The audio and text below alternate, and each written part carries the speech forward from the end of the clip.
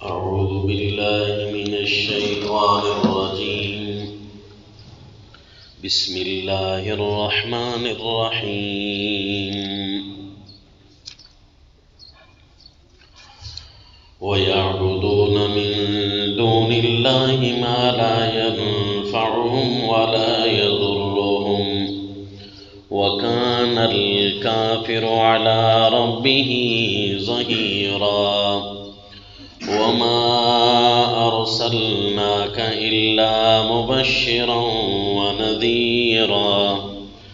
قل ما أسألكم عليه من أجر إلا من شاء أن يتخذ إلى ربه سبيلا. وصلی اللہ علی النبی الکریم. سورہ الفرقان آیت نمبر 55. وَيَعْبُدُونَ مِن دُونِ اللَّهِ مَا لَا يَنفَعُهُمْ وَلَا يَضُرُّهُمْ. آپ کو پتہ ہے جی کہ پچھلے سبق میں دلائل کتنے ہو چکے تھے جی؟ 9 دلائل. اور یہ بھی آپ کو پتہ ہے کہ پہلے 2 دلیلیں اکٹھی دی تھی، پھر ایک دلیل آئی تھی تبارک الذی ان شاء جعل لک خیرا من ذالک. وہ 3 دلائل اس انداز سے گزرے تھے. اب یہ جو ہے 6 دلائل اس انداز سے گزر رہے ہیں، تو یہ 9 دلیلیں یوں ہو گئیں. اب ان کا خلاصہ بیان کر کے پھر دلیلوں کا ایک سلسلہ شروع ہوگا. تو یہ بھی ہم نے نقطہ حل کرنا ہے کہ اللہ کریم نے قرآن میں سورہ الفرقان میں یہ الگ الگ حصص کر کے کیوں بیان فرمائے. چنانچہ اب تو ان کا نتیجہ ہے کہ وَيَعْبُدُونَ مِن دُونِ اللَّهِ مَا لَا يَنفَعُهُمْ وَلَا يَضُرُّهُمْ وَكَانَ الْكَافِرُ عَلَى رَبِّهِ ظَهِيرًا. نتیجۃ الدلیل کا انداز یہ ہے کہ کان الکافر علی ربہ ظہیرا. یہ تو عمومی چلتا ہے نا دلیل کے بعد ثمرۃ الدلائل، کہ یہ ان کے عجز الہہ بیان کر کے کہ ان کی حالت یہ ہے کہ نہ نفع دے سکتے ہیں نہ نقصان دے سکتے ہیں. لیکن یہاں انداز کیا ہے کہ کان الکافر علی ربہ ظہیرا، یہ انداز اپنایا. اب یہی اس انداز تک ہم نے پہنچنا ہے، مراد تک ہم نے پہنچنا ہے. وہ یہ ہے کہ 10 اعتراضات ان کے نقل کیے نا، کہ 10 اعتراض جملے یہ کیسے مارتے ہیں. اذا رأوک ان یتخذونک الا ہزوا، جب بھی آپ کو دیکھتے ہیں نا مذاق بنا لیتے ہیں. اور ان 10 اعتراضوں میں سے کوئی نہ کوئی ہوا کھڑا ہوتا ہے، اور یہ آپ کے بارے میں سمجھتے ہیں کہ اس کو رسول بننے کے لائق ہی نہیں ہے. تو اللہ کریم اس کا جواب دے رہے ہیں ان کو سمجھاتے ہوئے. کیا فرمایا کہ ان کو شرم نہیں آتی، اپنی خواہش کو الہ بنا رکھا ہے. یہ جو نبی کو مذاق سمجھا ہے انہوں نے، کوئی ان کے پاس قوت دلیل ہے، کوئی چیز دیکھی ہے انہوں نے کہ جس سے ان کو سمجھ آئے کہ نبی ہلکی چیز ہے. اپنی خواہش کے بندے ہیں، خواہش کے غلام ہیں. بڑھتے کتنے بڑے بنتے ہیں، حقیقت یہ ہے کہ اپنی خواہش کے غلام ہیں. اتنی توجہ نہیں کی کہ ان کے اللہ کریم نے جو ان کو قوت دلیل دی ہے وہ تو کم از کم سمجھ جاتے. قوت دلیل تو سنو، قوت دلیل میں 6 دلیلیں ارشاد فرما دی مد ذلہ.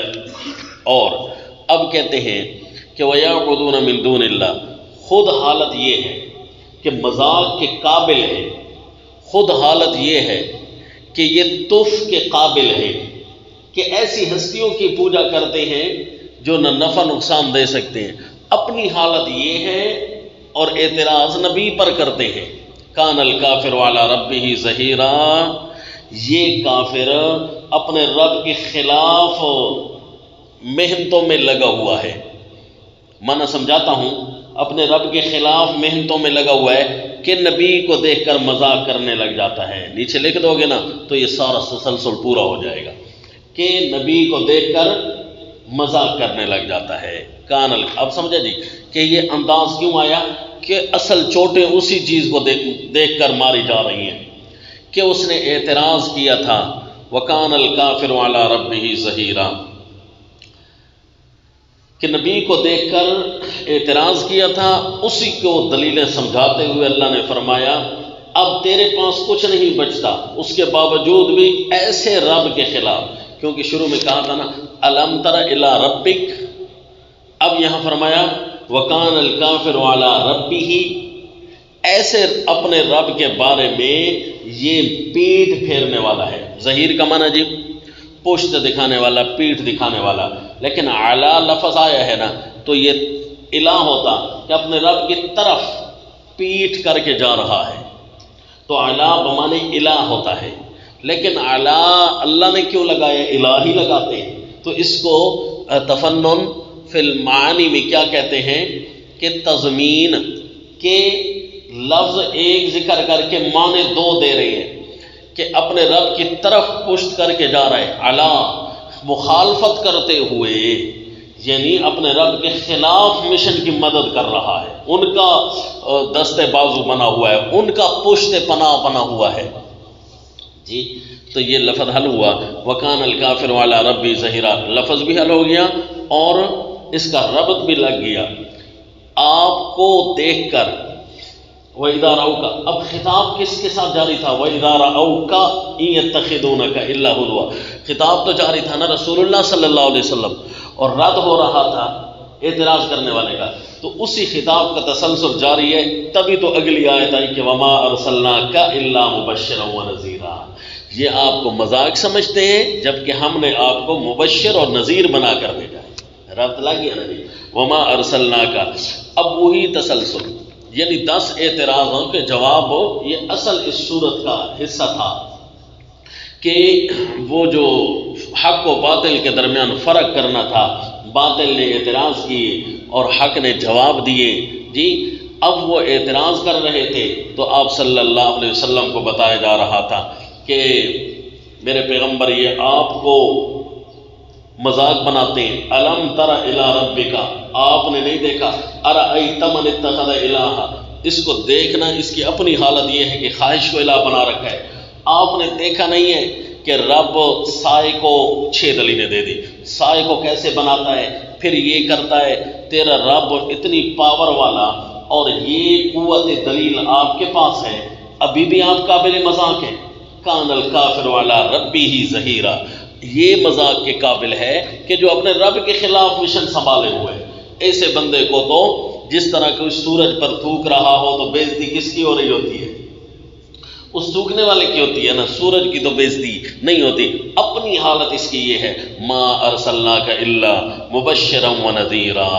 اچھا جی، اب قل ما اسألکم، خطاب کا تسلسل اسی طرح رسول اللہ صلی اللہ علیہ وسلم سے جاری ہے. لیکن آپ کو ایک چھوٹی سی بات بتانی ہے جی، وہ یہ ہے کہ جس طرح 2 دلیلیں الگ بیان کی، ایک دلیل الگ بیان کی، 6 دلائل یہ جو ہے نا اس معترض کو سمجھانے کے لیے یہ الگ بیان فرمائے. اس کے اندر بھی 2 دلیلیں پھر الگ بیان کی. 6 میں 2 دلیلیں دیکھ رہے ہیں آپ کہ وَهُوَ الَّذِي مَرَجَ الْبَحْرَيْنِ هَذَا عَذْبٌ فُرَاتٌ وَهُوَ الَّذِي خَلَقَ مِنَ الْمَاءِ بَشَرًا فَجَعَلَهُ نَسَبًا وَسِحْرًا. یہ اس کا انداز الگ بتایا، فرق الگ ہے. یہی فرق ہم ڈھونڈ رہے ہیں. دیکھو جی کہ جب اس کو بتایا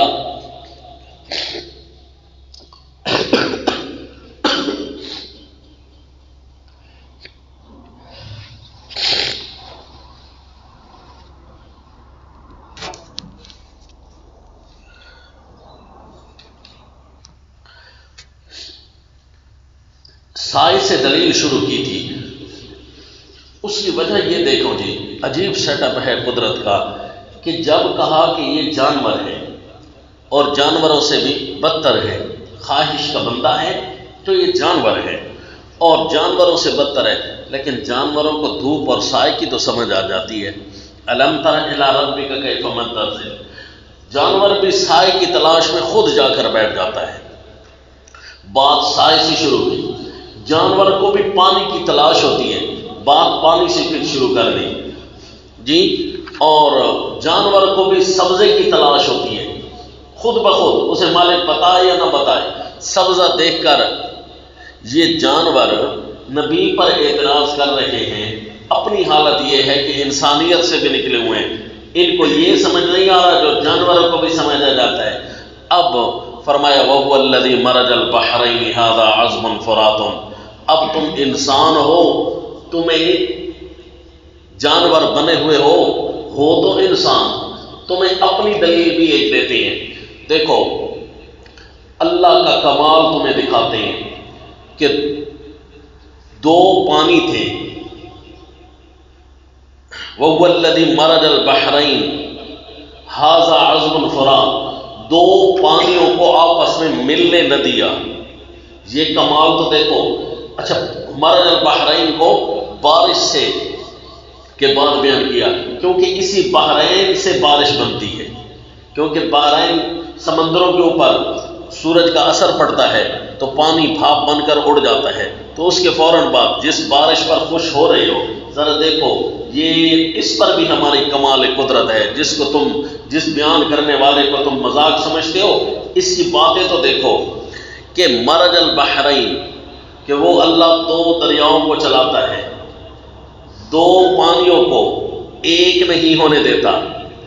اور آگے فرمایا وَهُوَ الَّذِي خَلَقَ مِنَ الْمَاءِ بَشَرًا، ایک پانی کو دو کر دکھایا، نَسَبًا وَسِحْرًا، کہ اللہ نے یہاں سلسلہ نسب بھی چلایا اور سسرالی سلسلہ بھی چلایا ایک پانی کے قطرے سے. ایک پانی کو دو کر دکھایا، دو پانیوں کو ایک نہیں ہونے دیا. یہ کمال قدرت ہے. تو اگر جانور نہیں ہو، انسان ہو، تو تمہیں یہ سمجھنا یہ عجیب نکتہ اللہ تعالیٰ نے دو دلیلیں الگ کر کے بیان کیا. ان دونوں کا وزن الگ تھا. کیا جی؟ کہ دو پانیوں کو ایک نہیں ہونے دیا اور ایک پانی کو دو کر دکھایا ہے. هو الذی خلق من الماء بشرا فجعله نسبا.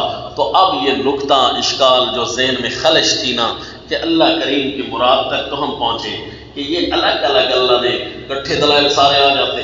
نہ جی، اللہ نے الگ الگ. یہ کچھ اطمینان ہوا، باقی بھی اللہ سے دعا مانگتے ہیں، اللہ اطمینان کرا دیں گے. نکاح تو قرآن کے ختم ہونے کا نام نہیں لیں گے. تو یہ تفسیر قرآن کا نکتہ ہے، علوم القرآن کا نکتہ نہیں ہے. اور جی اب وہ خطاب چل رہا تھا نا، میرے پیغمبر یہ آپ کو مذاق سمجھتے ہیں، کل اس مذاق کرنے والوں کو کہہ دو. کل کے نیچے لکھو گے نا تو آپ کا تسلسل جاری رہے گا. قل، ان مذاق کرنے والوں کو کہہ دو، قل ما اسألكم علیہ من اجر الا من شاء ان يتخذ الى ربه سبیلا. میں تم سے کچھ مزدوری تو نہیں مانگتا. تم مجھے مذاق بنا لیتے کہ واہ جی روزی کا ٹھیا اس نے ڈھونڈا ہے کہ نبوت کا دعویٰ کر بیٹھا ہے تاکہ جو ہے نا میرے پیسے زیادہ ہو جائیں. میں نے کوئی تم سے مزدوری تو نہیں مانگی جو مجھے مذاق بناتے ہو. مزدور پر بندہ مذاق نہیں کرتا، لیکن مزدوری والا ایسا چیا ڈھونڈ لینا تو وہ مذاق ہر کوئی بناتا ہے. بڑا اس لیے بنتا ہے تاکہ پیسے زیادہ ہو جائیں. تو میرے پیغمبر انہیں فرمائیے میرے اوپر مذاق تو تب تم کرتے، لیکن میں تم سے کوئی مزدوری تو نہیں مانگتا، کوئی لالچ تو نہیں رکھی ہوئی میں نے. قل ما اسألكم علیہ من اجر الا من شاء ان يتخذ الى ربه سبیلا. اگر آپ میری بات کی طرف توجہ کریں تو آپ کو پھر دوبارہ سے ایک چھوٹی سی بات سمجھاؤ. ما ارسلناک الا مبشرا ونذیرا. جب یہ آیت آئی نا تو سارے پریشان ہم ہو جاتے ہیں کہ اس کا اب کیا ربط لگ رہا ہے جی وَكَانَ الْكَافِرُ عَلَىٰ رَبِّهِ ظَهِيرًا. تو بعض خلاصوں میں آپ یہاں یہ دیکھیں گے کہ مَا أَرْسَلْنَاكَ إِلَّا مُبَشِّرًا وَنَذِيرًا. یہ سوال مقدر کا جواب ہے کہ ہمیں آپ معجزہ دیں، تو معجزے کے جواب میں یہ آیت ہے. ٹھیک ہے، خلاصہ تو اچھا ہے لیکن اطمینان نہیں ہو رہا تھا. بھئی معجزے کا سوال کیوں پیدا ہو گیا؟ جو ایک نبی نہیں مان رہا تھا، وہ اس کو مذاق سمجھے ہوئے تھا تو وہ معجزہ نہیں مانگتا. تو اس لیے رجحان ہم نے اس بات کا بیان کیا کہ اس سوال مقدر کا جواب ہم نے کیوں نہیں بنایا. دوبارہ بات سمجھ آ گئی نا؟ تو میں جس بات پر زور دے رہا ہوتا ہوں نا جی اس کی طرف ذرا خیال فرمایا کریں. آؤ جی، تو یہ اسی کا خطاب ہے. اس پر اطمینان ہو جاتا ہے کہ آپ کو مذاق یہ بنا رہے ہیں، ہم نے آپ کو مبشرن و نذیرا بھیجا ہے. تسلسل وہی آ رہا ہے. اس لیے میرے پیغمبر ان سے فرما دیجئے مذاق کرنے والوں کو ما اسألکم علیہ من اجر. تو یہ بات ہم غلط نہیں کر رہے، قرآن خود تدبر کا حکم کرتا ہے. افلا یتدبرون القرآن. قرآن میں خوب غور و خوض کرو. قرآن کسی کا محتاج نہیں ہے، جو تدبر کرتا ہے اللہ اسے نصیب فرما دیتا ہے. قل ما اسألكم علیہ من اجر الا من شاء ان یتخذ الی ربہ سبیلا۔ قل میرے پیغمبر فرما دیجئے میں نے تم سے کوئی مزدوری تو نہیں مانگی کہ میرے منصب کی مزدوری کو دیکھ کر تم اس پر اعتراض کر رہے ہو، مذاق سمجھ رہے ہو۔ میری چاہت تو یہ ہے الا من شاء یتخذ الی ربہ سبیلا، مگر میری چاہت تو یہ ہے من شاء، جو بندہ چاہتا ہے، مگر میں یہ مانگتا ہوں کہ جو بندہ چاہے اپنے رب کی طرف راہ پکڑ لے، وہ اس کو میں راہ سمجھا دوں۔ میں تو یہ چاہتا ہوں، میں تو یہ مانگتا ہوں کہ جو اپنے رب کی طرف راہ پکڑنا چاہے نا تو میں اس کو راہ بتا دوں کہ ہاں یہ والی راہ ہے۔ وَتَوَكَّلْ عَلَى الْحَيِّ الَّذِي لَا يَمُوتُ، اعتراض سن کر توکل، اپنے رب پر بھروسہ کر، علی الحی الذی لا یموت، دیکھو رب لگتے آ رہے ہیں، وہی بات قرآن مضمون نہیں چھوڑے، اعتراض سن کر میرے پیغمبر اپنے رب پر بھروسہ کریں، یہ دنیا والے ساتھ دیں یا نہ دیں، یہ آپ کے ساتھ لڑیں یا آپ کے سجن بنے، آپ کا کوئی فائدہ نقصان نہیں، آپ اپنے رب پر بھروسہ کریں۔ وَتَوَكَّلْ عَلَى الْحَيِّ الَّذِي لَا يَمُوتُ، وہ ذات جو کبھی مرے گی نہیں، اسی ذات پر بھروسہ کر میرے پیغمبر، تیرے رب ہمیشہ سے زندہ ہے، ہمیشہ تیری مدد کرے گا۔ وَسَبِّحْ بِحَمْدِهِ، اور پاکیاں بیان کر اسی کی خوبیوں کی، وَكَفَى بِهِ بِذُنُوبِ عِبَادِهِ خَبِيرًا۔ اب یہ لفظ بھی تب لگے گا جب وہ پچھلے والے روابط آپ ذہن میں رکھیں گے تو، ورنہ اشکال در اشکال رہیں گے۔ کفا بربک کفا بہ بذنوب عبادی خبیرا، تیرے رب اپنے بندوں کے گناہوں سے باخبر ہے، ان کو پتہ ہے وہ کیسے اعتراض کر رہے ہیں، لہذا اپنے رب پر بھروسہ کر، ان گناہ گاروں کی طرف توجہ نہ کر۔ اور توجہ نہ کر والا بات پچھلی دلیل میں بھی یہ بتا گیا تھا نا، فلا تطع الکافرین وجاہدہم بہ جہادا کبیرا۔ اچھا ایک اور مزے کی بات رہتی ہے کہ جاہدہم بہ جہادا کبیرا، یہاں پر اللہ نے فرمایا ان پر پورے زور کے ساتھ گفتگو کر، پورے زور۔ یہ چھوٹا سا نقطہ رہ گیا تھا، یہ بتاتا ہوں کہ یہ معترض ہیں، اعتراض کرنے والے ہیں، آپ ان کے ساتھ پورے زور سے مقابلہ کریں، ان کی باتوں سے پریشان نہ ہو، خوب ڈٹ کر مقابلہ کریں۔ کیسے مقابلہ کرو؟ مقابلے کا طریقہ بتایا کہ صرف اللہ کی قدرت کے کارخانوں میں سے کسی ایک چیز کو بھی لے لے میرے پیغمبر اور ان کے ساتھ مقابلے کے لیے آ جا۔ مثلا پانی کو لیتے ہیں، دریاؤں کے خزانوں سے، سمندروں کے خزانوں سے لے کر انسان کے مادہ حیات کے قطرے تک، مرج البحرین خلق من الماء بشرا، یہ جہاد کبیر اللہ سمجھا رہے ہیں کہ پانیوں کے خزانوں سے، سمندروں والے پانیوں کے خزانوں سے لے کر بشر کے مادہ حیات کے قطرے تک، بتاؤ تمہارے الہوں کی کوئی کاریگری درمیان میں کھڑی ہے تو اللہ وہ سامنے۔ یہ جاہدہم بہ جہادا کبیرا، یعنی ان کو ذرے کا بھی نہ چھوڑ میرے پیغمبر، یہاں تک لے کر آ۔ یہ بڑا عجیب نقطہ ہے جی قرآن پاک کا، ان کو ذرے کا بھی نہ چھوڑ، شروع سے لے کر آخر تک۔ پھر اس درمیان مچھلیاں بھی آئیں گی، اس درمیان جہاز بھی آئیں گے، اس درمیان ذرائع مواصلات بھی آئیں گے، انسان بنے گے، ان کے ناک بنے گا، چہرہ بنے گا، آنکھیں بنے گی، سب کچھ درمیان میں آئے گا۔ ان کو کہو میرے ساتھ مذاق تم کر رہے ہو اور میں تو تمہارے ساتھ یوں کھڑا ہوں۔ تو میں نے آپ کو شروع میں کہا تھا نا کہ یہ صرف مشرکین کو ہی نہیں، دہریوں کو بھی خطاب ہے، کہا تھا نا جی۔ تو اسی ہر دلیل کا تسلسل اسی طرح جا رہا ہے۔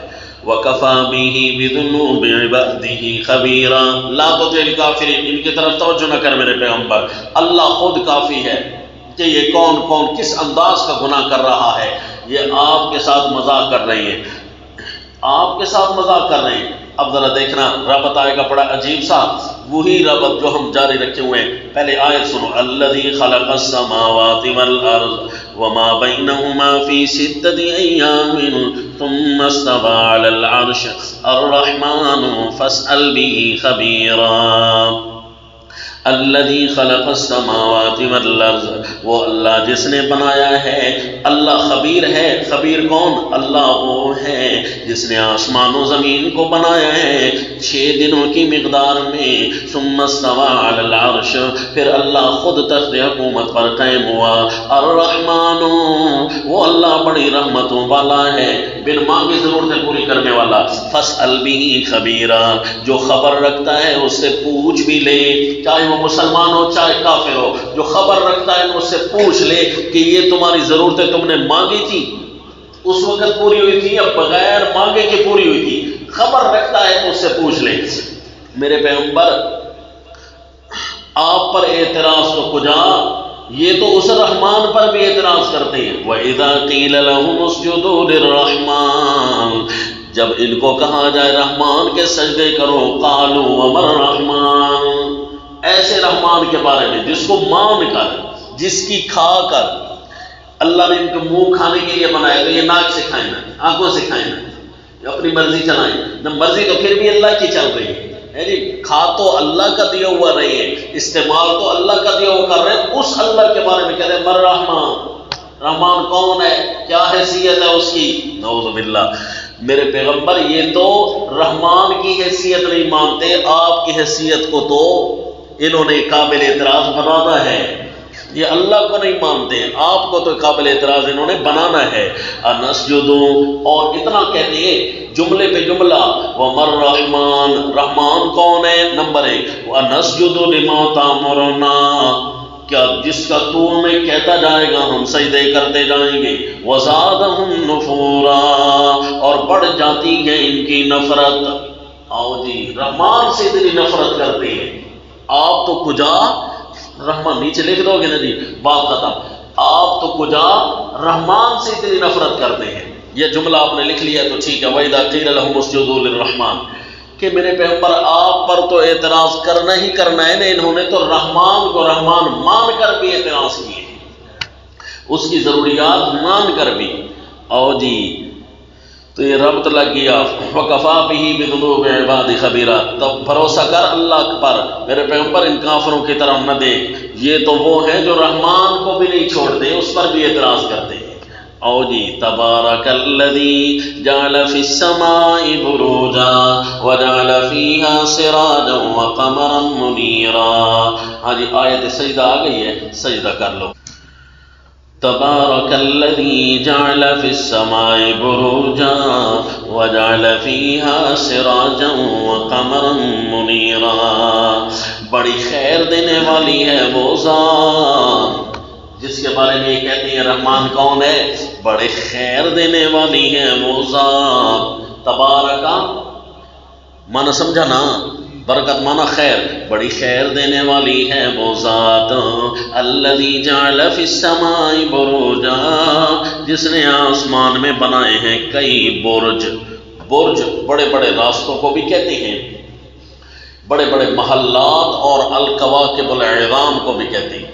دیکھو جی، تفاسیر میں آتا ہے بروج، برج بڑے بڑے دیو ہیکل چیزیں، مثلا ستارے، الکواکب العظام بڑے بڑے ستارے، ان کو بروج کہتے ہیں، برج۔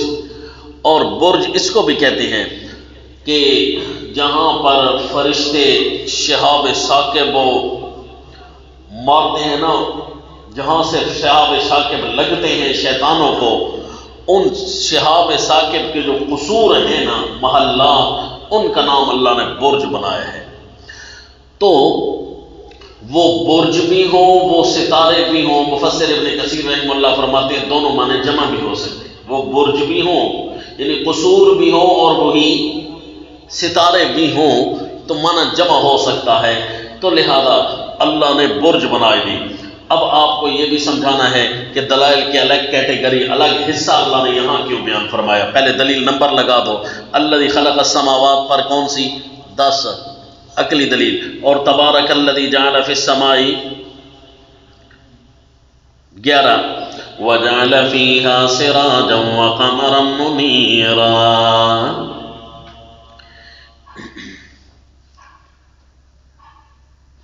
سراجن، اور رکھا اللہ نے اس میں چراغ، اس کو بناؤ جی 12 وَقَمَرًا مُنِيرًا، اور اس کو کیا بناؤ گے جی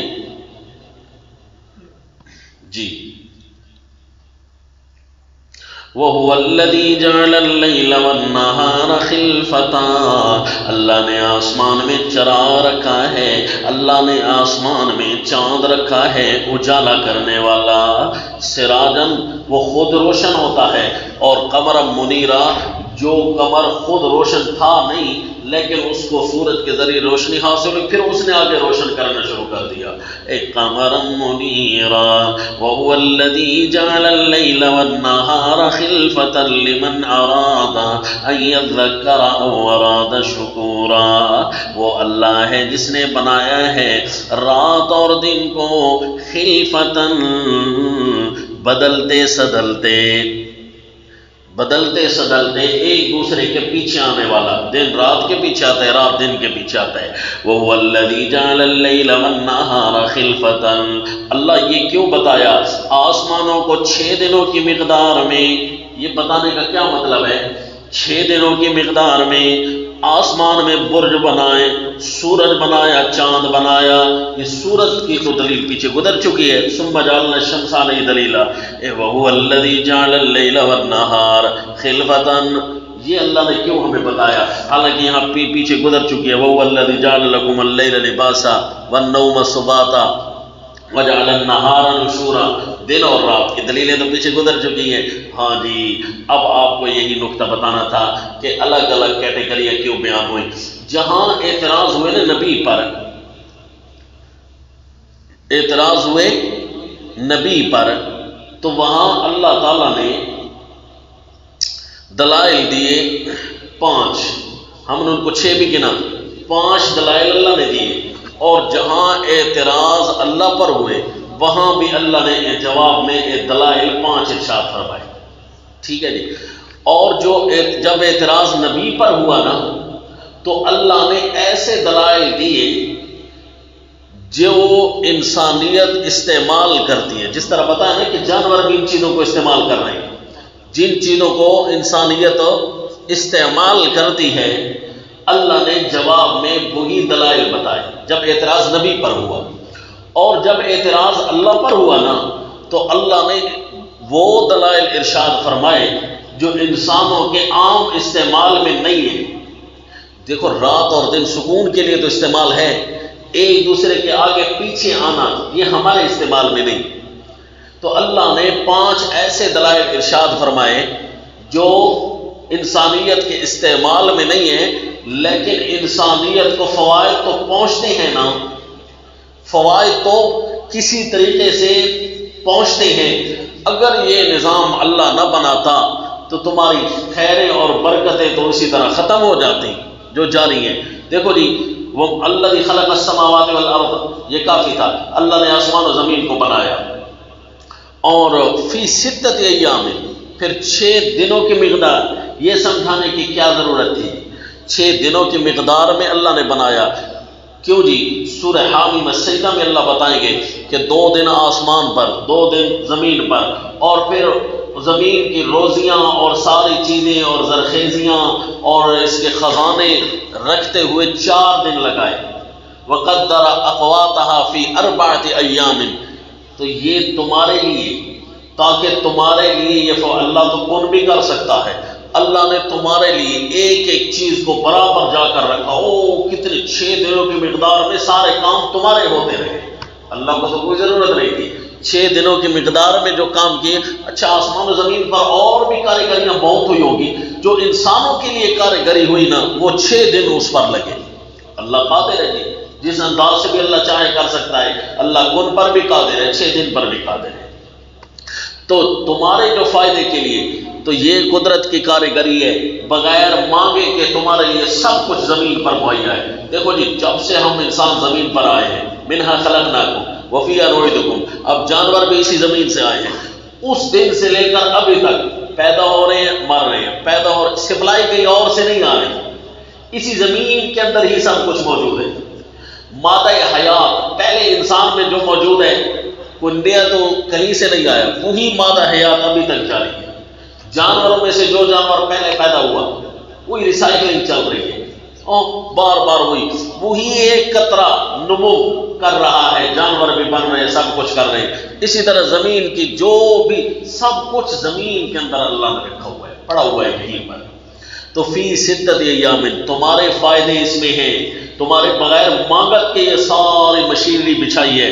اب آؤ کہ اللہ نے آسمان میں برج بنائے، بڑی بڑی چیزیں، براہ راست ہم تک اس کے کوئی نہ کوئی فائدے پہنچ رہی ہیں۔ کئی ستارے اللہ نے بنائے، کئی چیزیں اللہ نے بنائی ہیں، اس کے کوئی نہ کوئی فائدے ہم تک پہنچ رہے ہیں، لیکن ہم اسے دیکھ پا رہے ہوتے ہیں، اکثر کو دیکھ ہی نہیں سکتے۔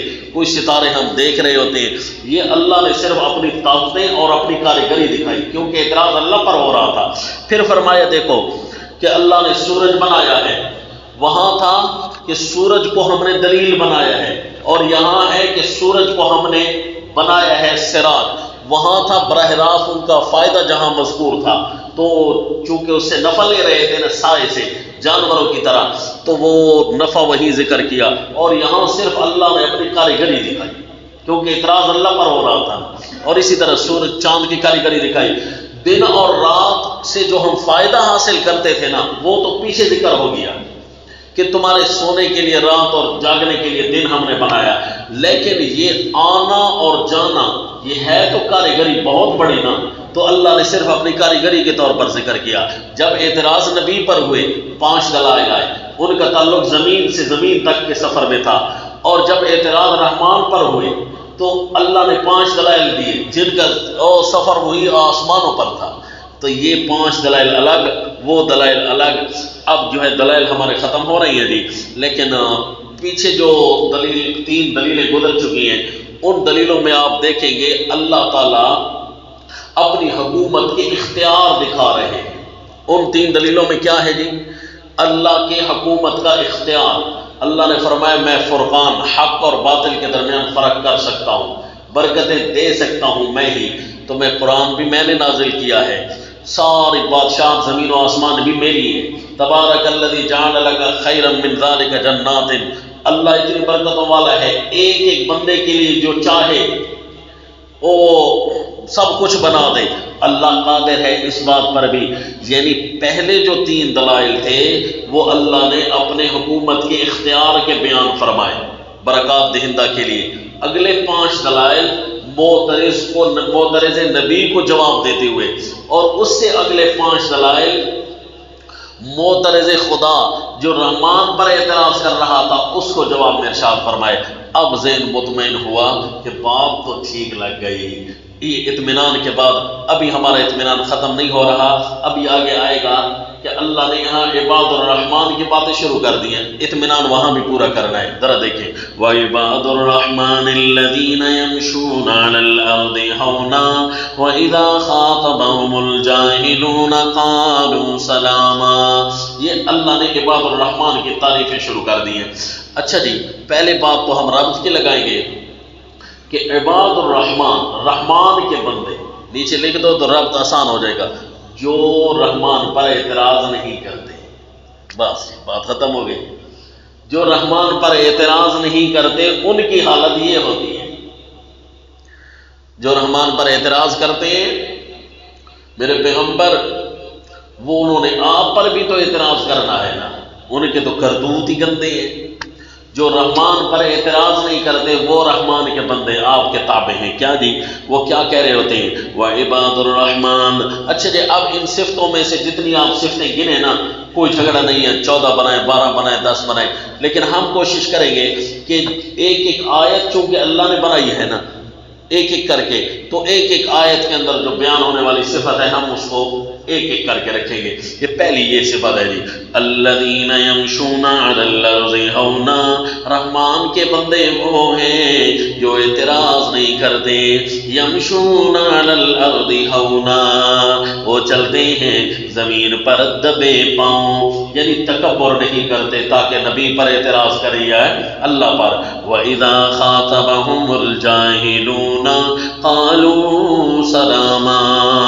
کبھی کبھی تو ان کو غصہ آنا بھی چاہیے، دبے پاؤں جو چل رہے ہیں بڑی عاجزی سے چل رہے ہیں، کبھی کبھی تو ان کو غصہ آنا بھی چاہیے نا، کیونکہ جاہل ان کے سامنے کبھی آپ تو جاتے ہوں گے نا۔ تو فرمایا نہیں، ان کے چال میں، ان کی رفتار میں ذرا بھی فرق نہیں آتا، وہ چاہے جاہل بھی مخاطب ہو جائے نا، قالوا سلاما، کہتے ہیں بات سلامتی کی۔ تو یہ سلامن مفعول بھی بن جائے گا کالو کا۔ کالو کا صرف مقولہ نہیں ہے بلکہ مفعول بھی ہے۔ بات کہتے ہیں سلامتی کی، کوئی ایسا صرف یہ نہیں کہتے السلام علیکم، یہ کوئی نہیں کہتے بھائی ٹھیک رہو بستے رہو، یہ بھی نہیں، سلامتی کی بات کہتے ہیں جس میں بچ بچاؤ ہو جائے بس۔ کیوں جی؟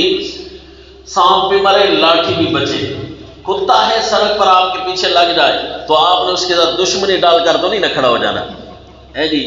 تو لہذا آپ نے اس کو اس انداز سے کھرے پیچھے کرنا ہے تاکہ وہ آپ کی جان چھوڑ جائے، باقی کتے کا کتا ہی رہے، نہیں سمجھے؟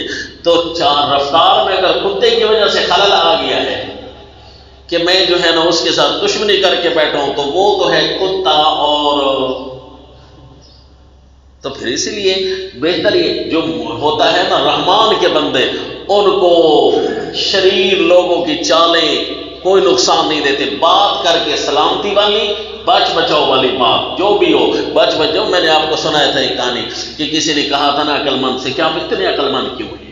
اس نے کہا جی میں اصل میں بیوقوفوں سے الجھتا نہیں، بس میں عقل مند ہوں۔ ڈائریکٹ عقل مند بن جاتا ہے جو بندہ بیوقوفوں سے الجھ پڑے نا، بس اس کے اپنے دماغ میں کوئی خلل ہے۔ بیوقوف تو ہے ہی بیوقوف، اس کو تو کسی نے کچھ نہیں کہنا، آپ کو ہر کسی نے کہنا ہے بھائی تو سیاںا آئی۔ تو اس نے کہا جی کہ اگر آپ سے کوئی کبھی بیوقوف آ کر ٹکر جائے تو آپ اس کو کیا کہتے ہیں؟ کہ میں اس کو کہتا ہوں جی بس آپ ٹھیک کہہ رہے ہیں، آپ جتنا آپ کا دماغ ہے نا بس آپ اتنی ہی ہے۔ ظاہر ہے آپ کے ساتھ الجھنے سے تھے، آپ کا دماغ اتنا ہے نہیں، تو آپ اپنے طور پر ٹھیک کہہ رہے ہیں۔ تو آگے اس نے کہا نہیں جی پھر ایسی بھی تو ہو سکتا ہے کہ آپ اپنے موقف میں اتنے سچے ہوں، اتنا واضح موقف ہو آپ کا، تو تب تو آپ کو اس کو سمجھانا چاہیے۔ تو اس نے کہا آپ ٹھیک ہے جی۔ تو دیکھیں وَإِذَا خَاطَبَهُمُ الْجَاهِلُونَ قَالُوا سَلَامًا۔ اب آپ کو یہ اشکال بھی حل ہو جائے گا کہ رب کریم نے عباد الرحمن کی مختلف اوصاف بیان کی ہیں قرآن میں، لیکن سورہ الفرقان میں اللہ نے جن اوصاف کو چنا ہے وہ خاص قسم کی کیوں ہیں؟ تو اس کا جواب یہ ہے کہ معترضین کے 10 اعتراض دیکھو تو آپ کو نظر آئے گا کہ ہر اعتراض کو اللہ دفع کر رہے ہیں اور دکھا رہے ہیں اعتراض کرنے والے میرے بندے یوں ہوتے ہیں۔ ان کے 10 اعتراضوں کا تقابل پیش کیا گیا، ان کے 10 اعتراضوں پر تعریض پیش کی گئی جی۔ اس لیے ایسی اوصاف کا چناؤ ہے۔ مثلا جی انہوں نے پہلی صفت کون سی کیا؟ پہلے ان کی جو اعتراض تھا وہ کون سا تھا؟ ان کا اعتراض یہی تھا کہ یہ صبح اور شام جی قالوا ان هذا الا افك افتراه واعانه عليه قوم اخرون، کہ یہ جھوٹ بنا لاتا ہے۔ اچھا نبی کو جھوٹ کون کہتا ہے؟ جو خود بہت بڑا اپنے آپ کو متکبر سمجھتا ہو جی، نبی کی باتوں کو جھوٹ سے تعبیر کرنے والا اس کا مطلب ہے سب سے بڑا متکبر ہوگا جی۔ تو اس لیے یہاں عباد الرحمن کی صفت بیان کی کہ وَإِذَا خَاطَبَهُمُ الَّذِينَ يَمْشُونَ عَلَى الْأَرْضِ هَوْنًا وَإِذَا خَاطَبَهُمُ الْجَاهِلُونَ قَالُوا سَلَامًا۔ آ جاؤ جی دوسری صفت وَالَّذِينَ يَبِيتُونَ لِرَبِّهِمْ سُجَّدًا وَقِيَامًا۔ یہ وہ لوگ ہیں جو اپنے رب کے سامنے سجدے اور قیام میں رہتے ہیں، راتیں گزار، یہ تو ان کے دن کی حالت ہے، راتوں کی حالت یہ ہے۔ صفت نمبر 2 جی والذین یبیتون، راتیں کاٹتے ہیں اپنے رب کے سامنے سجدے اور قیام کی حالت میں۔ تمہاری طرح نہیں ہے کہ جو کہتے ہیں کہ وَأَعَانَهُ عَلَيْهِ قَوْمٌ آخَرُونَ، کہ یہ نبی جو ہے جھوٹ بولتا ہے، نعوذ باللہ، یہ نبی کی مدد کرنے کے لیے اور بھی جھوٹے اس کے ساتھ مل گئے ہیں، لا حول ولا قوہ۔ یہ صبح اور شام رحمان کے بندے صبح کی ان کی گفتار کی حالت، صبح کے ان کے رفتار کی حالت اور رات ان کے کردار کی حالت یہ ہے. گفتار، رفتار، کردار ان کا بڑا نیک ہے. والذین یبیتون لربہم سجدا وقیاما، اپنے رکوع سجدوں میں کیا کہتے ہیں؟ ربنا اصرف عنا عذاب جہنم. اب ان کے کس اعتراض کو دیکھ کر یہ تیسری صفت ہے. انہوں نے کہا تھا یمشون، یہ ما لہذا الرسول یاکل الطعام ویمشی فی الاسواق، کہ یہ بازاروں میں چلتا ہے. نبی دوسروں کو دیکھ کر زندگی گزارنے والے اپنے آپ کو دیکھ رحمان کے بندے ہوتے ہیں. خواہ مخواہ تم دوسروں کو دیکھ دیکھ کر اعتراض ڈھونڈ رہے ہوتے ہو، پہلے اپنے اوپر نظر کرو. رحمان کے بندے اتنے نیک ہونے کے باوجود اپنے بارے میں کہہ رہے ہوتے ہیں ربنا اصرف عنا عذاب جہنم. عرض کیا نا کہ 10 صفتیں وہ آئیں گی کہ ان پر تعریض ہوگی معترضین پر، تو اس لیے ایسی 10 اوصاف کا چناؤ کیا. مضمون صورت کو نہیں چھوڑنا. ربنا اصرف عنا عذاب جہنم، اے ہمارے رب ہم سے عذاب دوزخ کا ہٹا. ان عذابها کان غراما، کیونکہ دوزخ کا عذاب ہے چمٹنے والا، وہ جب لگ جائے نا بس اس کا نقصان. انہا ساعت مستقرا ومقاما، بے شک وہ جگہ بڑی بری ہے ٹھہرنے کی، ومقاما اور رہنے کی. نہ تھوڑی دیر کے لیے رہ سکتا ہے بندہ وہاں اور نہ مستقل وہاں رہائش کر سکتا ہے. نہ عارضی طور پر نہ مستقل طور پر کسی طریقے سے بھی وہ رہائش کے قابل نہیں ہے. انہا ساعت مستقرا ومقاما، دیکھو جی تھوڑی دیر کے لیے ٹھہرنے کے قابل تو نہیں ہے، بات تو سمجھ آ گئی. پھر مستقل تو ظاہر ہے ٹھہرنے کی چیز نہیں ہوگی. پھر اللہ کریم اسپیشل فرما رہے ہیں. دیکھو نا جی ایک چیز ہو عارضی طور پر تو نقصان دے جاتی ہے، لیکن بعد میں طبیعت وہاں اس کو قبول کرنے لگ جاتی ہے، اس ماحول کو سوٹیبل ہو جاتی ہے. فرمایا جتنا عرصہ وہاں گزار دینا پھر بھی وہ رہنے کی جگہ نہیں ہے. انہا ساعت مستقرا ومقاما والذین اذا انفقوا لم یسرفوا، یہ کون سے جی ان کی صفت ہے؟ صفت نمبر 3. اچھا انہوں نے کیا کہا تھا کہ نبی کو بڑی ٹھاٹ باٹ والا ہونا چاہیے. ایک مثلا اس کے اوپر فرشتے آنے چاہیے، اس کے اوپر خزانے آنے چاہیے، اس کے اوپر کوئی باغات ہونے چاہیے. نبی مالدار ہوتا تو مانتے، ویسے نہیں مانتے. فرمایا مومن واقعی دل کا مالدار ہوتا ہے. یہ مومنوں کی حالت یہ ہوتی ہے. تم صرف ظاہری مال و دولت کو دیکھ کر کہتے ہو یہ امیر ہے. امیر وہ ہوتا ہے جس کا دل امیر ہوتا ہے. وہ تو غریب ہوتے ہیں جی بیچارے جو تھوڑا سا بھی دین پر خرچ کرتے ہوئے ہاتھ کانپ رہے ہوتے ہیں اور اپنے ان کے قصور اور ان کے چونا غچ محلات گرنے میں نہیں آتے. یہ غریب ہوتے ہیں بیچارے، یہ دل کے بڑے تنگ چھوٹے چھوٹے دل ہیں جی، تو یہ امیر ہے. والذین اذا انفقوا، اگر مومن کو کردار سے بھی دیکھنا ہے نا کہ وہ ٹھاٹ باٹ والا ہو، بڑی شان والا ہو، تو کردار یوں ناپو، یوں تولو ان کو کہ والذین اذا انفقوا، جب وہ خرچ کرتے ہیں، لم یسرفوا ولم یقتروا وکان بین ذلک قواما. وہاں بھی 2 لفظ ہیں نا، یلقا الیہ کنز او تکون لہ جنہ. تو یہاں بھی 2 لفظ ہیں. لم یسرفوا، جس کے پاس خزانے زیادہ آ جائیں نا تو وہ فضول خرچیاں شروع کر دیتا ہے، اور جس کے پاس باغات ہونا تو وہ فضول خرچی نہیں کرتا. وہ کہتے ہیں کہ غلے کو بچا بچا کر رکھیں، سنبھال سنبھال کر رکھیں. تو جی اس کے لیے کہا کہ لم یقتروا، کہ جب مومن خرچ کرنے پر آئے نہ فضول خرچی کرتا ہے اور نہ تنگی کرتا ہے، نہ کنجوسی کرتا ہے اور نہ فضول خرچی. وَكَانَ بَيْنَ ذَلِكَ قَوَامًا، اور مومن ہے اس کے بیچ ایک سیدھی گزران. وَكَانَ، اور اس کے بیچ ہے ایک سیدھی گزران. مومن اسی گزران پر چل رہا ہوتا ہے. وَكَانَ بَيْنَ ذَلِكَ قَوَامًا، اور ہے اس کے بیچ ایک سیدھی گزران. والذین لا يدعون مع اللہ الہا آخر ولا يقتلون النفس التي حرم اللہ الا بالحق ولا يزنون.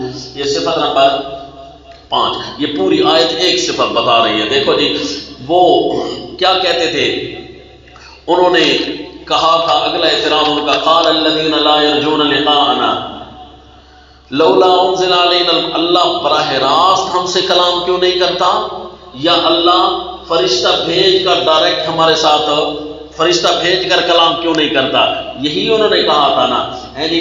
اور اللہ نے مومن کی صفت یہ بیان کی کہ اے مشرکین متکبرین، براہ راست اللہ تعالیٰ سے وحیاں لینے والوں، مومن کی شان اپنے اللہ کے بارے میں کیا ہوتی ہے، تمہارا اللہ کے ساتھ اخلاق کس طرح ہے اور ان کا اپنے اللہ کے ساتھ اخلاق کس طرح ہے۔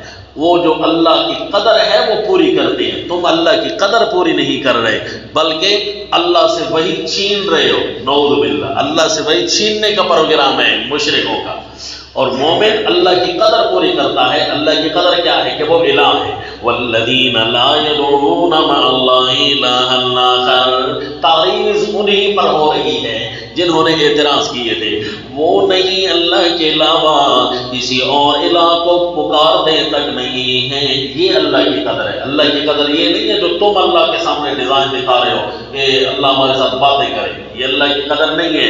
وَلَا يَقْتُلُونَ النَّفْسَ الَّتِي، اللہ کی قدر تو کجا، بندوں کے اخلاق، بندوں کے ساتھ بھی ان کا اخلاق اعلیٰ رہتا ہے۔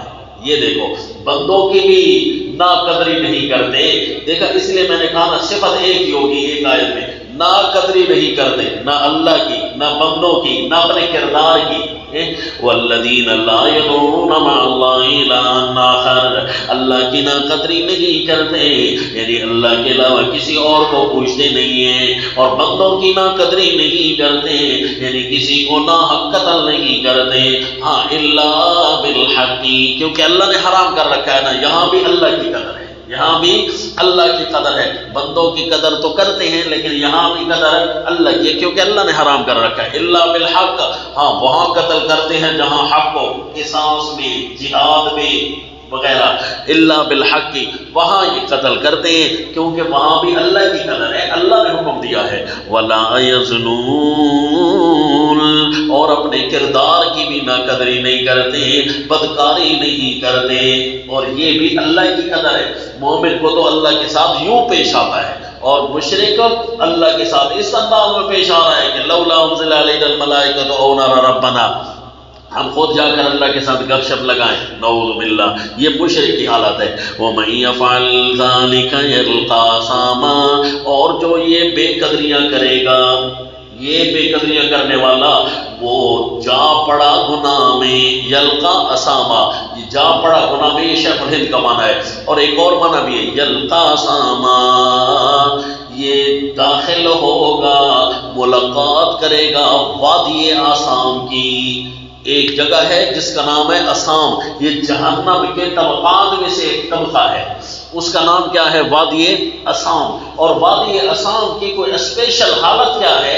اس کی اسپیشل حالت یہ ہے کہ جتنا عذاب پوری جہنم میں ہوتا ہے نا، اس سے دگنا عذاب اس وادی میں ہوتا ہے۔ اس لیے فرمایا یضاعف لہ العذاب یوم القیامہ ویخلد فیہ مہانا، وہ وادی ایسی ہے کہ وہاں پر دو کام ہوتے ہیں، ایک تو قیامت کے دن وہاں دگنا عذاب ہوگا اس کو، وَيَخْلُدْ فِيهِ مُهَانًا، اور ہوگا بھی ذلیل کر کے، جتنا بھی عذاب ہوتا ہے ہوتا ذلیل کر کے، لیکن مزید تر اس کو ذلیل وہاں کیا جائے گا۔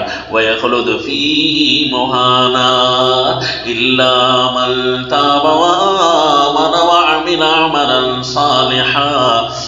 ایک جیلر باتیں بتا رہا تھا کہ اس جیل میں جو بھی آتا ہے نا جی، اس کو خوب بس جیسے دروازے سے داخل ہوتے ہیں، نہ اس سے نام پوچھتے ہیں نہ کام پوچھتے ہیں، بس 3-4 کھڑے ہوتے ہیں، بہت ہی ڈنڈے برسانا شروع کر دیے۔ ابھی پہلے پوچھو تو صحیح ہے کس جرم میں آتا ہے، نہیں پوچھنا ہی نہیں، یہاں حکم ہے کہ جو بھی اس دروازے سے داخل ہوگا مارنا پیٹنا شروع کر دو، بعد میں آفیسر سے پوچھو کہ اس کو کب تک مارنا ہے، اس کی جگہ بھی بتاؤ کون سی بارک میں اس کو داخل کرنا ہے۔ تو اس کو جب تک افسر بتاتا نہیں ہے کہ ہاں بھائی اس کو فلاں پنجرے میں ڈال دو، اس وقت تک وہ مارتے رہتے ہیں۔ کیوں بھائی یہ کام؟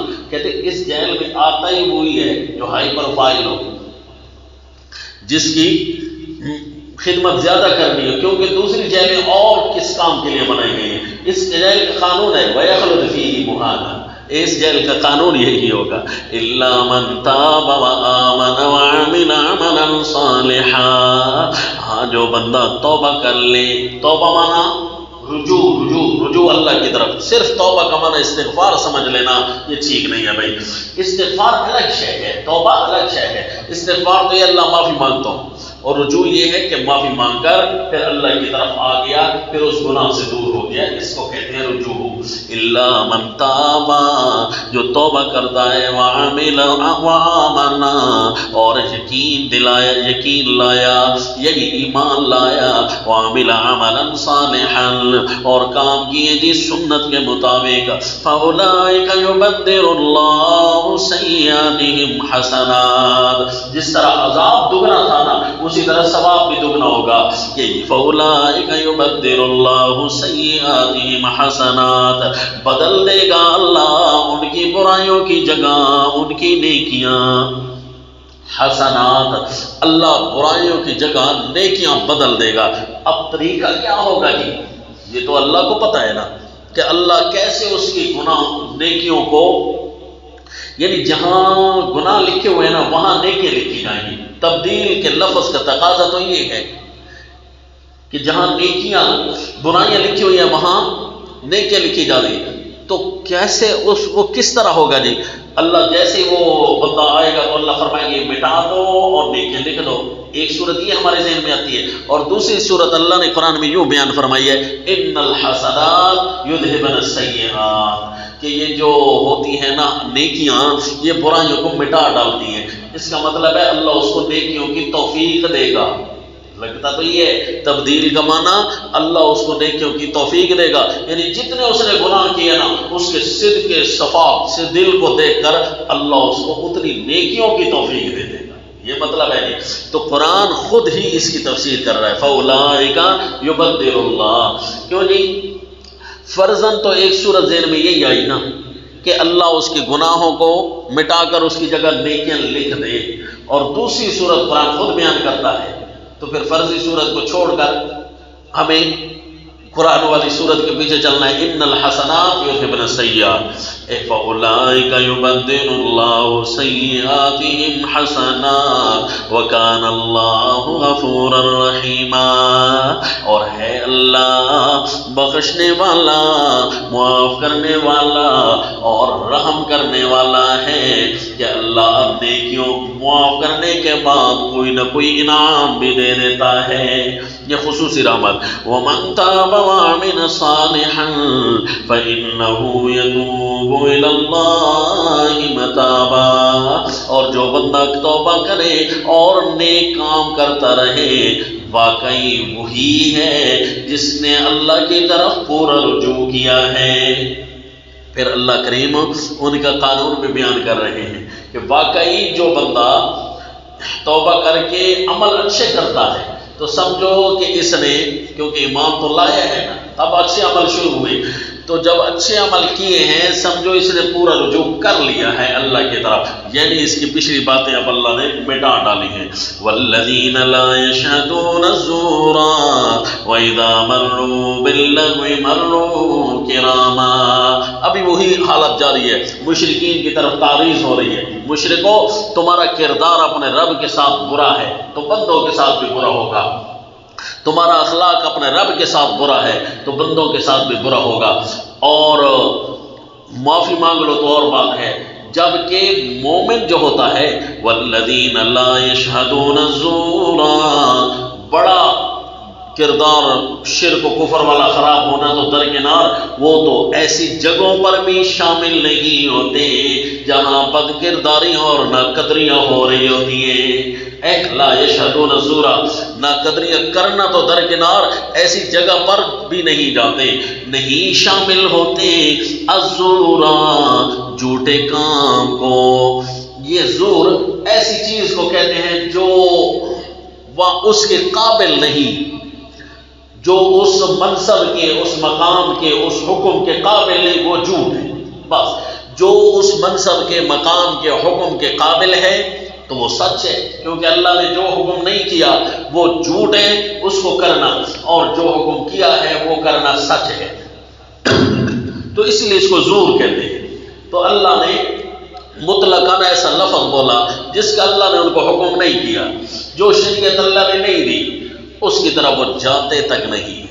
اسی لیے رسول اللہ صلی اللہ علیہ وسلم نے فرمایا من لم يدع قول الزور والعمل به فليس لله حاجة من ان يدع طعامه وشرابه، کہ جو بندہ روزہ دار روزہ رکھے اور زور کو نہ چھوڑے، زور سب کچھ سمجھ آ گیا نا، کوئی بھی خلاف شرع کرنا زور ہے، نہیں چھوڑتا تو پھر اللہ کو اس کے بھوکا اور پیاسا رہنے کی کوئی ضرورت تو نہیں تھی، تو صرف پیٹ میں روزہ نہیں رکھنا۔ اس لیے فرمایا الذین لا یشہدون الزور واذا مروا باللغو، اچھا خود تو نہیں جاتے، اچانک ان کے راہ گزر میں وہ غلطی آ جائے تو، کوئی ایسا لغو ان کے سامنے راہ گزرتے ہوئے آ جائے تو، وَإِذَا مَرُّوا بِاللَّغْوِ مَرُّوا كِرَامًا، وہاں اگر جب گزرتے ہیں کسی لغو پر گزر جاتے ہیں کرامن بزرگانہ، بڑے بزرگانہ طریقے سے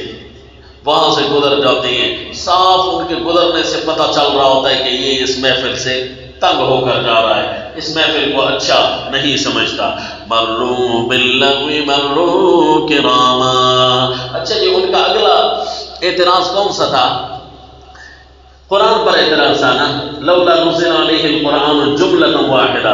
اب ان کی صفت دیکھو جی، نیکوں کی صفت تو یہ ہے والذین اذا ذکروا بآیات ربہم، کہا تھا نا کہ وہی اوصاف اللہ چن کر لائیں گے جن پر تعریض ہو رہی ہوگی معترضین پر۔ والذین اذا ذکروا بآیات ربہم لم یخروا علیہا صما وعمیانا، یہ وہ ہیں جب ان کو سمجھائی جائے اپنے رب کی باتیں تو خواہ چور چرا نہیں کرتے کہ سارا قرآن اکٹھا کیوں نہیں نازل ہوا تب مان لیتے، نا جی نا، لم یخروا علیہا صما وعمیانا، اندھے اور بہرے ہو کر گر نہیں پڑتے بلکہ خوب تحقیق سے قرآن کو سمجھتے ہیں۔ فلاں فلاں فلاں نے یہ کہا، ان کا بھی اشارہ کر دیا، فلاں فلاں فلاں نے یہ کہا، بس یہ اندھا اور بہرا ہو کر گر پڑا کہ بس جس طرح کوئی کہہ رہا ہے، نا جنا خوب تحقیق کے ساتھ اللہ کی کتاب میں تدبر کر کے پڑھتے ہیں۔ والذین یقولون ربنا ھب لنا، اس کا مطلب ہے بہت سارے قرآن پڑھنے والے ایسے آئیں گے جو گمراہ کریں گے، قرآن کے نام پر گمراہ کریں گے۔ اس کی وجہ یہ ہوگی کہ قرآن میں تدبر نہیں ہوگا، ایک جگہ سے قرآن کی دلیل دی، ایسی دلیل بنائی کہ قرآن دوسری جگہ سے ایسا معنی اور مطلب کا انکار کر رہا تھا، کہیں قرآن کی تردید کر جاتا ہے اور کہیں قرآن کو مانتا ہے، تو یہ ہوں گے قرآن کے نام پر گمراہ کرنے والے۔ قرآن کی ساری آیتوں کو ماننا چاہیے۔ والذین یقولون ربنا ھب لنا من ازواجنا وذریاتنا، آپ کہیں گے یہ کیسے تعریف بن رہی ہے؟ یہ تعریف بن رہی ہے نا کہ معترضین قرآن وہ مومن ایسے ہیں جو خود بھی قرآن پر عامل ہیں اور اپنی اولاد اور بیویوں تک کو عامل بنانا اللہ سے مانگ رہے ہوتے ہیں کہ اے اللہ یہ بھی قرآن کے عامل بنے۔ قرۃ اعین، مومن کی آنکھوں کی ٹھنڈک وہ ہوتا ہے جو تابع فرمان ہو، اے اللہ ہماری ازواج کو، ہماری بیویوں کو، وذریاتنا اور ہماری اولادوں کو، قرۃ اعین، ہماری آنکھوں کی ٹھنڈک بنا، جس طرح ہم تیرے قرآن کے تابع ہیں، ہماری اولادیں اور بیویاں بھی قرآن کے تابع ہوں۔ وجعلنا للمتقین اماما، ہمارے گھر کی حالت تو یہ ہے، صرف اتنا نہیں، وہ کہتے ہیں اے اللہ ہم جب باہر جائیں نا ہمارے دوست احباب اور ملن اٹھن بیٹھن پہ ایسا ہو کہ جہاں تیری ہی باتیں ہو رہی ہوں۔ وجعلنا للمتقین اماما، اے اللہ ہمیں پرہیزگار لوگوں کا امام بنا جی۔ وجعلنا للمتقین اماما، یعنی ہم ان پرہیزگار لوگوں کو بھی راہ دکھاتے پھرے۔ وجعلنا للمتقین اماما، تو یہ بڑی دعا بندہ مانگ سکتا ہے کہ متقین کو ہمارا امام بنا، نہیں واضح لفظ ہے متقین کے لیے ہمیں امام بنا، یعنی ہمیں دین کا اعلیٰ شعبہ نصیب فرما کہ جس میں ہم صرف قرآن پڑھنے والے نہ ہوں بلکہ قرآن پڑھانے والے ہوں، اتنا اعلیٰ کردار والا اللہ ہمیں بنا۔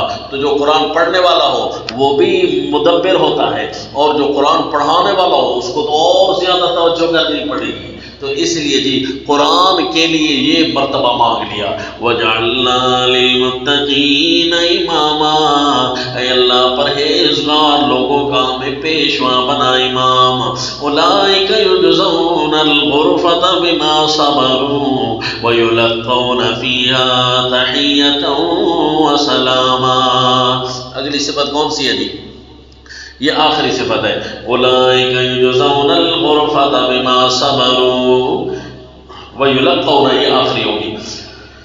یہی لوگ ہیں جن کو بدلہ دیا جائے گا الغرفہ، ایسے کمروں کا، بما صبروا، بس صرف کمرے کا نام لیا، اور جس کا ذکر آئے گا سورہ الزمر کے اندر من فوقہا غرف مبنیہ، ایسے کمرے کہ ان کے اوپر بھی کمرے، یعنی ڈبل سٹوریاں ان کو ملیں گی. تو صرف غرفے کا ذکر کیا، اور غرفہ جو ہے عجیب عجیب قرآن میں یا حدیث میں ان کی نشانیاں موجود ہیں. ہاں جی، حتیٰ کہ غرفہ ایسا بھی ہے، حدیث پاک میں آیا کہ رسول اللہ صلی اللہ علیہ وسلم نے فرمایا ترا ظہورہا من بطونہا وبطونہا من ظہورہا. ایک ایسا جنت میں محل اللہ نے بنایا ہے کہ اس کے اندر بیٹھو تو باہر کا سارا نظارہ نظر آئے، ایسا شفاف ہے. اور ایک ایسا ہے کہ اگر کوئی باہر کھڑا ہو تو اندر کا سارا منظر نظر آتا ہے. تو بندے کو کبھی کبھی برآمدہ بھی تو چاہیے نا، تو جنتی کو اللہ یہ بھی دے گا، ایسا شفاف اس کو غرفہ عطا ہوگا. تو ایک دیہات کے صحابی بیٹھے تھے تو فوراً پوچھ لیا لمن یہ یا رسول اللہ، اللہ کے رسول یہ کس خوش نصیب کو ملے گا؟ اللہ کے نبی نے فرمایا لمن اطاب الکلام واطعم الطعام وادام الصیام وصلی باللیل والناس نیام، او کما قال علیہ الصلاۃ والسلام. فرمایا لمن اطاب الکلام، جس کی زبان کے بول اچھے ہوں یہ غرفہ اس کو ملے گا. وَأَطْعَمَ الطَّعَامَ، اور غریبوں کو کھانا کھلائے. وَأَدَامَ الصِّيَامَ، اور روزوں کی کثرت کرے. وَصَلَّى بِاللَّيْلِ وَالنَّاسُ نِيَامٌ، اور رات کے ایسے پہر وہ نماز پڑھے کہ جس میں سارے لوگ سوئے ہوئے ہوں، تو یہ اس خوش نصیب کو ملے گا. تو یہ بھی ایک غرفہ ہے. تو غرفات جنت کے اللہ نے اس کی کافی تعریفیں قرآن میں کی ہیں. اولئک یجزون الغرفہ، ان کو بدلے میں ملے گے کمرہ، بما صبروا، کیونکہ یہ ڈٹ گئے تھے حق بات پر. ویلقون فیہا تحیۃ وسلاما، لینے آئیں گے ان کو، کون تھی مجھول، یلقون، لینے آئیں گے ان کو، وہاں فیہا، وہاں، تحیۃ وسلاما، دعا اور سلام کہتے ہوئے. فرشتے ان کو لینے آئیں گے دعا اور سلام کہتے ہوئے. کیوں جی؟ کہ یہ زندگی بھی ان کی اسی طرح گزری تھی نا، وَإِذَا خَاطَبَهُمُ الْجَاهِلُونَ قَالُوا سَلَامًا. اور اس طرف بھی تعریض ہے کہ وَإِذَا رَآكَ الَّذِينَ كَفَرُوا يَتَّخِذُونَكَ إِلَّا هُزُوًا، کہ یہ جاہل مشرکین جب آپ کے ساتھ کلام کرتے ہیں تو کلام ان کی بری ہوتی ہے، اور مومنوں کی جب اوصاف ختم کی نا تو کلام پڑے گی، کلام ان کی اچھی ہے. وَيُلَقَّوْنَ فِيهَا تَحِيَّةً وَسَلَامًا، لینے آئیں گے ان کو وہاں دعا اور سلام کہتے ہوئے. جنتیوں کی اپنی بھی یہی ہوگی، تحیتهم فیہا سلام وآخر دعواہم ان الحمد للہ رب العالمین. تو یہ اللہ نے مومنوں کی، عباد الرحمن کی اوصاف بیان کی، جو رحمان پر اعتراض نہیں کرتے تھے اور رحمان کی باتیں مانتے تھے، اور جملے ان کے اچھے تھے، نبی پر معترض نہیں ہوتے تھے. تو ابھی خالدین فیہا، سدا رہیں گے وہ اس میں، حسنت مستقرا ومقاما، بڑی خوب جگہ ہے ٹھہرنے کی اور خوب جگہ ہے رہنے کی. تھوڑی دیر ٹھہرو تو ہی مزے، اور بڑے وہاں رہو تب بھی کبھی بور نہیں ہونے پائے گا. ایک خوب جگہ ہے ٹھہرنے کی اور خوب جگہ ہے رہنے کی. حسنت مستقرا ومقاما، میں نے کہا تھا نا کہ یہ صفات اللہ بیان فرما رہی ہے معترضین کو تعریض کر کر کے.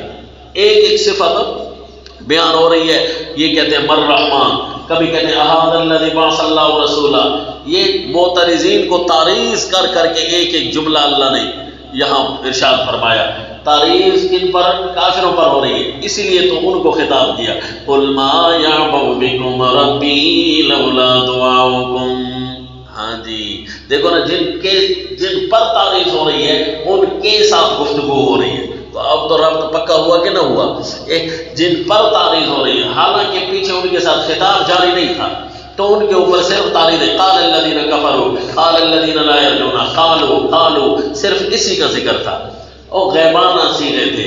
تو اب جو ہے رسول اللہ صلی اللہ علیہ وسلم نے 2 دفعہ ان کو خطاب کیا، قل ما اسألکم علیہ من اجر، اے اعتراض کرنے والے میرے اوپر اعتراض کر رہا ہے، میں نے کوئی تجھ سے پیسے تو نہیں مانگے، میرے اوپر اعتراض کر رہا ہے۔ اور جب اللہ پر اعتراض کیا نا تو پھر فرمایا قل ما یعبأ بکم ربی، تو وہاں بھی کل فرمایا، 2 کل آ گئے۔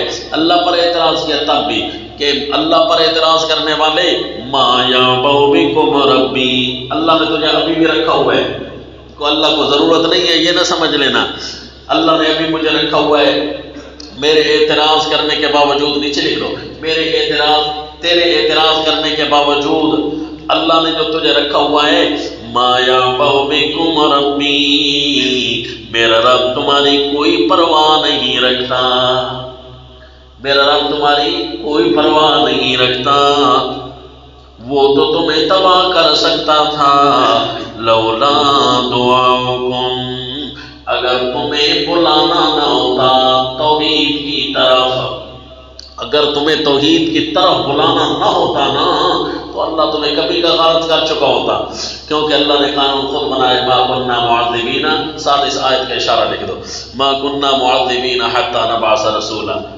لولا دعاؤکم، یہ اضافت الی المفعول ہے، اضافت الی الفاعل نہیں کہ تمہاری دعائیں نہ ہوتی تو، نہ ان کی دعاؤں کی تو ضرورت ہی نہیں ہے، لولا تو وہ دعائیں مانگتے ہی نہیں تھے، وہ تو اللہ پر بھی اعتراض کرتے ہیں، تو لولا دعاؤکم، اگر تمہیں بلانا نہ ہوتا نا توحید کی طرف، تو اللہ کو کوئی تمہاری اتنی ضرورت نہیں تھی، یہ تو ابھی اتمام حجت ہو رہا ہے، فقد کذبتم، بلانے کے بعد تم جھٹلا چکے ہو، بلانے کے بعد اب تم جھٹلا چکے ہو، فسوف یکون لزاما،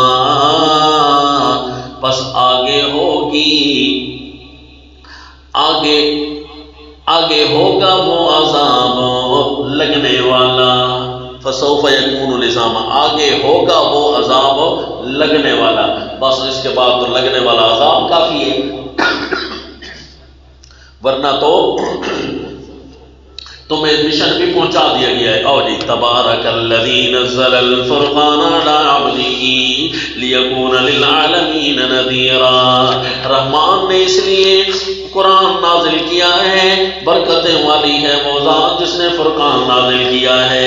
کیوں فرقان آیا ہے جی؟ للعالمین نذیرا، تاکہ سارے لوگوں کو ڈرائے، تو اس لیے فرمایا ما یعبأ بکم ربی لولا دعاؤکم، تمہیں میں بلانے آیا ہوں مشن توحید کی طرف، تمہیں میں بلا رہا ہوں، اب تم نہیں مانو گے نا تو بس للعالمین نذیرا، سارے عالم کو میں ڈرانے والا ہوں۔ کیسے ڈرا رہا ہوں کہ فقد کذبتم فسوف یکون لزاما، یہ نذیر نے ڈرا بھی دیا، فقد کذبتم فسوف یکون لزاما، سورت کے شروع اور آخر منطبق ہو گیا۔ اچھا میں نے آپ کو کہا تھا کہ میں آپ کو تقسیم سورہ لکھواؤں گا، ہے جی، تو تقسیم سورت امید تو ہے اب آپ کے ذہن میں آ گئی ہوگی، ایک دفعہ پڑھ لو پھر آپ لکھتے رہنا جی، کہ سورت کے شروع میں دعوت تھا، اس کے بعد 10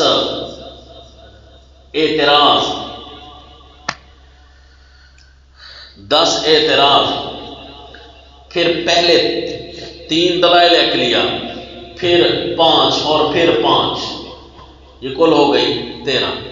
پہلے 3 دلیل عقلیاں اللہ نے ارشاد فرمائی اپنے دائرہ اختیار کی، پھر دوسرے 5 دلائل عقلیہ ارشاد فرمائے نبی پر معترضین کے جواب میں، اور اگلے 5 دلائل ارشاد فرمائے اللہ پر رحمان پر معترضین کے جواب میں، تو کل کتنے دلائل عقلیہ ہو گئے؟ 13۔ اور اس دوران 7 دلائل نقلیہ ارشاد فرمائے، 7 دلائل نقلیہ، 7 دلائل نقلیہ ارشاد فرمائے، اور آخر صورت میں 10 اوصاف عباد الرحمن کی تعریضاً پیش فرمائی۔ 10 اوصاف عباد الرحمن کی تعریضاً پیش فرمائی۔ سورت کے شروع میں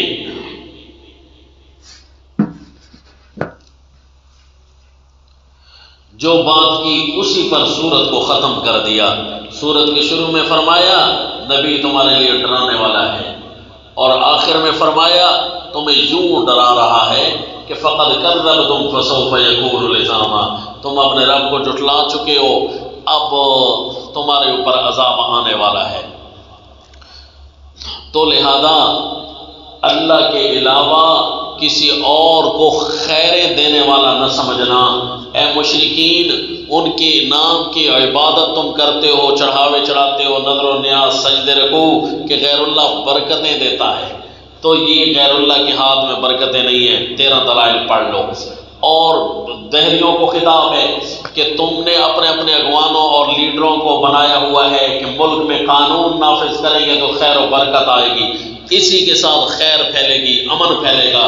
یہ تمہارے معبودین ہیں جن کو تم نے لیڈر بنا رکھا ہے، یہ ان کی عبادت ہے، اور یہ تمہارا ذرہ بھی کچھ نہیں کرتے۔ ایک ایک دلیل کو پکڑ کر لے آؤ، حتیٰ کہ جہاد کبیر بھی ہم تمہارے ساتھ کرتے ہیں کہ صرف پانی کے خزانوں کو دیکھ کر پانی کے قطروں تک کسی کا اور کا اختیار نہیں چل رہا، ایک اللہ کا اختیار چل رہا ہے۔ تو یہ دہریوں کو بھی خطاب ہے اس صورت میں، ہر اس آدمی کو خطاب ہے جو کسی کو بھی برکات دہندہ سمجھتا ہے، یا تو مذہبی اعتبار سے عبادت کر کے یا دنیاوی سماجی اعتبار سے ان کو برکات دہندہ، جس طرح کے یہ مذہب بیزار لوگ، یہ کمیونسٹ دہریے اور اس قسم کے لوگ جو ہے اپنے اپنے ملکوں کے پوجا پاٹ اور عبادت کرنے والے ہوتے ہیں، اور اپنے اگوانوں کو الہ انہوں نے الوہیت کا درجہ دے رکھا ہے، قانون ساز اور آئین ساز۔ تو اس صورت میں انسانوں کے ساتھ گفتگو کی گئی، وما علینا الا البلاغ۔